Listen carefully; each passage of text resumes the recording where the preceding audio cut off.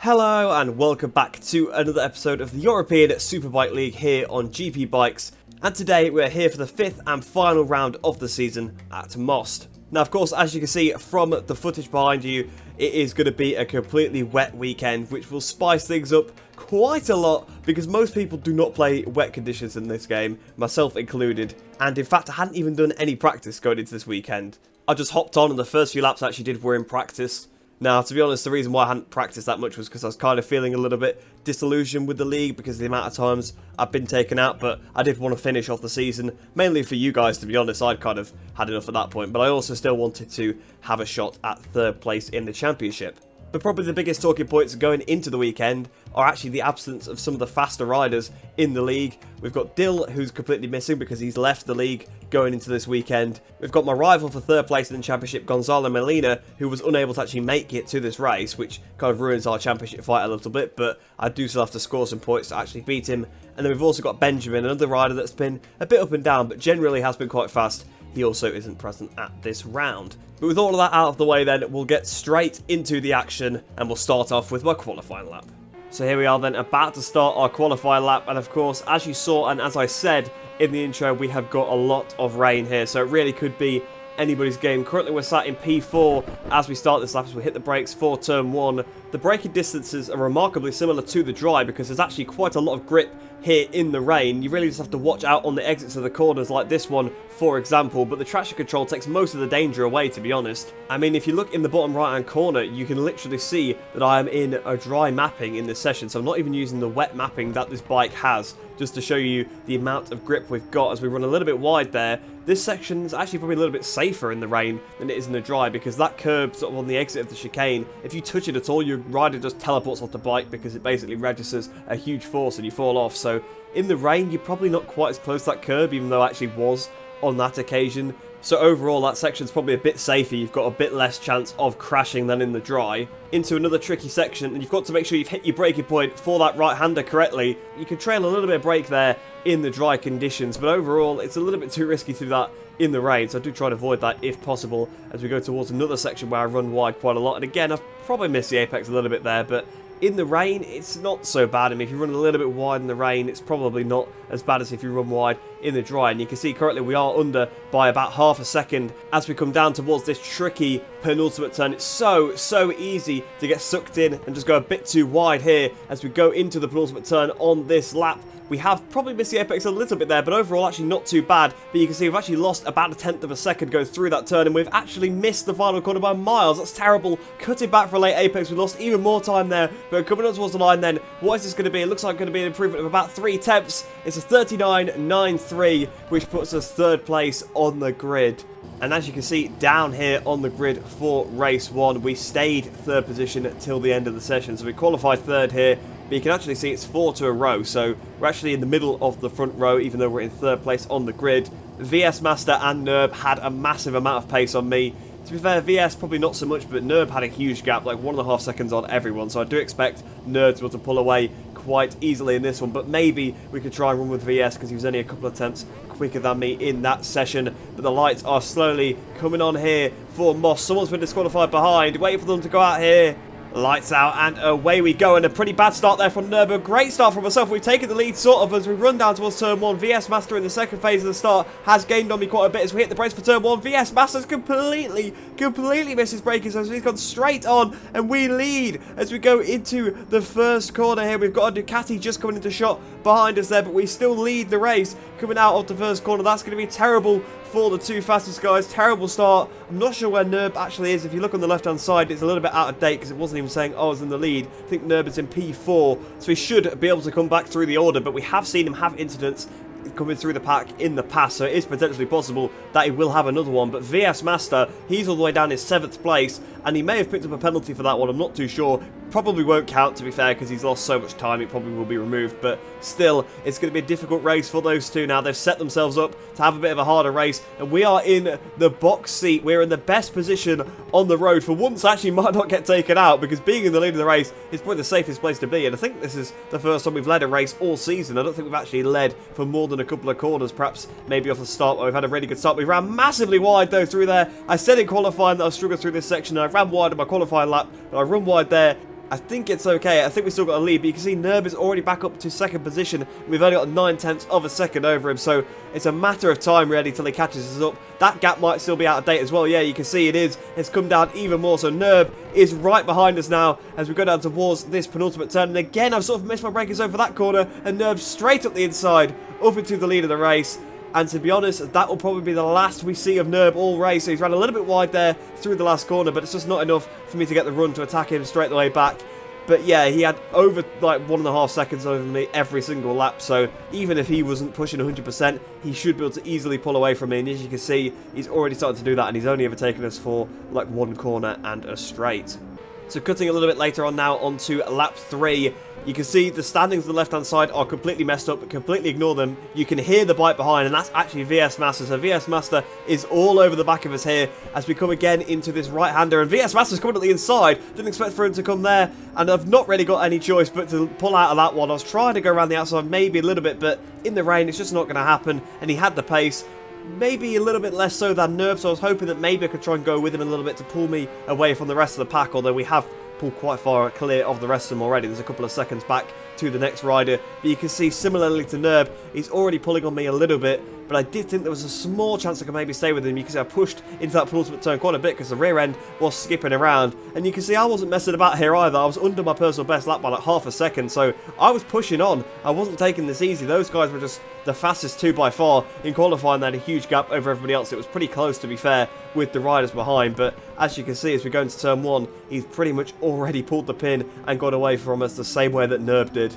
But cutting all the way onto lap 6 now, you can see there is a yellow flag. Again, ignore the standings on the left-hand side. It was being a little bit buggy because of the way VS cut the chicane on the first lap. You can see there's a crash there, and it's actually Nerb that has remounted a little bit in front of us. So VS Master takes the lead of the race. Nerb is now demoted to second position after having a crash there. That's an absolute catastrophe for him. And we're going to look at that accident now. So you can see Nerb was in the lead. He's come up to the back of OG Sleepy, a rider who's being lapped. And he goes up the inside of him. Sleepy doesn't really see him, turns in, and Nerb goes down. And I've got to say, in my opinion, it's just a bit of over-enthusiasm from Nerb. I just don't understand why he's taking so much risk to pass a rider he doesn't know up the inside through such a tight corner when that gap's always going to close, when he's got such a huge lead over absolutely everybody and he's so much faster. It just doesn't make any sense to me. But equally, OG Sleepy could probably have gotten out of the way a little bit better when he saw the blue flags. He probably could have just rolled off the racing line completely, so yeah, it's just one of those unfortunate incidents. You can see Nerb just tries to go the inside. There is actually contact, even though it doesn't look like it on the replay. It's just a little bit of lag because I didn't actually get the replay myself this week. I had to get it from somebody else. But cutting a little bit later now, you can see there is a yellow flag. You can see that is OG Sleepy himself being lapped now, so we've now overtaken him. So I don't need to worry about having any incidents with him because we're now in front of him. So cutting it to the same point about a lap later, you can see we're actually about to start the penultimate lap of the race. But there's a yellow flag on the straight. So it's a little bit of a strange place to see a yellow flag. But there's two bikes there on the left-hand side of the track. And it is VS Master and OG Sleepy. So VS Master has had a crash from the lead of the race. And as you can see in the chat, he's not best pleased about it. And we're now looking at a replay shot of it. And effectively, OG Sleepy was stopped to the right-hand side of the track because he gave up from the race being a lap down. And VS Master just hits him up the back, which, you know what, that's all on Sleepy really being stopped there. Now, I think, to be honest, maybe VS Master could have avoided this because you can see from pretty far away that Sleepy was there, but yeah, Sleepy should not have been stopped in that part of the track. I don't really blame him so much for the Nerb incident. He perhaps could have got out of the way better, but Nerb had literally only just caught him up.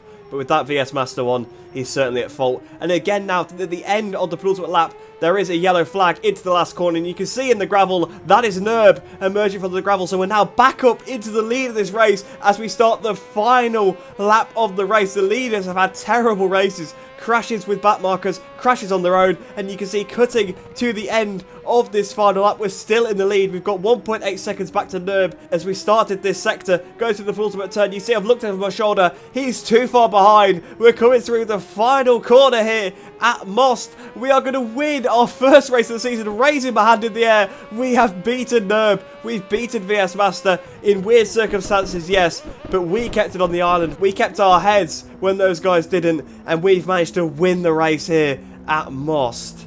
So if we look at the final race results then, you can finally see there's me standing there, finally got my own little render for first place. We won the race 1.3 seconds ahead of Nerb.